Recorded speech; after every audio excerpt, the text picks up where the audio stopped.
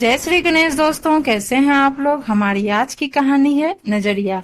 सीमा अपने पति, सास ससुर और 2 बच्चों के साथ रहती थी। सीमा नौकरी पेशा थी और उसकी सास घर संभालती थी। चूंकि सीमा को घरेलू कार्यों के लिए समय नहीं मिल पाता था, अतः घर के सभी सदस्यों की पसंद नापसंद का ख्याल रखने के साथ साथ सीमा और राजेश का टिफिन तैयार करना, बच्चों की ट्यूशन इत्यादि कार्य भी सीमा की सास ही करती थी। सीमा की सास अपने बेटे बहू के कार्य के प्रति समर्पण से खुश थी। एक दिन अचानक सीमा की सास की तबीयत कुछ खराब हो गई, अतः सीमा को अपने और राजेश के टिफिन के साथ साथ बच्चों के टिफिन और पूरे परिवार का नाश्ता बनाना पड़ा। ऑफिस जाते जाते भी कुछ देर हो गई और सुबह सुबह राजेश से भी अच्छी कहासुनी हो गई। ऑफिस में भी मन नहीं लगा और वह आधी छुट्टी लेकर घर चली आई।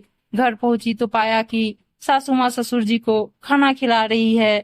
बच्चे पास्ता खाकर खेल रहे हैं। रसोई से सब्जी की खुशबू आ रही है। सीमा के मन में विचार आया कि जब सुबह सासू माँ की तबीयत इतनी खराब थी तो अब ठीक कैसे हो गई। उसे लगा कि सासू माँ ने सुबह बहाना बनाया होगा। उसके मन में विचार आने लगा कि इस दुनिया की सारी सासें एक सी होती है। बहू चाहे घर की समृद्धि के लिए अपनी जान भी दे दे, सास को कोई फर्क नहीं पड़ता। अरे यदि इन्हें आराम ही करना था तो रात को कह देती, कम से कम सुबह राजेश से कहा सुनी तो नहीं होती। सीमा के मन में ऐसे ख्यालात चल रहे थे कि अचानक उसकी सास ने उसे संबोधित करते हुए कहा, अरे बहू, आज तुम जल्दी आ गई। चलो, अच्छा हुआ तुम्हारे पसंद की मटर पनीर की सब्जी बनाई है। जल्दी से हाथ मुंह धोकर आ जाओ और खाना खा लो। और हाँ राजेश, मेरी दवाई लेकर आया था, उसे भी खाना खिलाकर भेजा है। बच्चे पास्ता की जिद कर रहे थे तो उन्हें भी बनाकर खिला दिया। सीमा चुपचाप खड़ी सब सुन रही थी। उसने व्यंग से पूछा, सासू माँ, आप तो बिल्कुल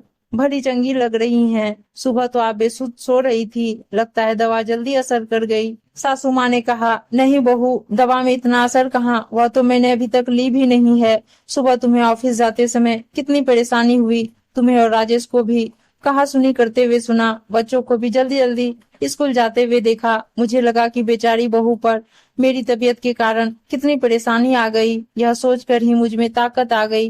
वैसे तू चिंता मत करना, बीपी कुछ हाई आया है, थोड़ी शुगर ज्यादा है और इस उम्र में कोलेस्ट्रॉल तो थोड़ा बढ़ा हुआ रहता ही है। इतना सुनते ही सीमा की आंखें छलक पड़ी। वह सोचने लगी कि मेरा नजरिया कितना गलत था, मैं कितनी बुरी हूँ। मैंने तो ढंग से सासू माँ की तबीयत भी नहीं पूछी और अपनी तबीयत खराब होने पर भी हम सभी के बारे में कितना कुछ सोचकर अपने कर्तव्य के निर्वाह में लग गई। सचमुच मेरा दृष्टिकोण कितना गलत था। उम्मीद है दोस्तों कहानी अच्छी लगी होगी और अच्छी अच्छी कहानियां सुनने के लिए चैनल को सब्सक्राइब जरूर कर लीजिएगा। धन्यवाद दोस्तों।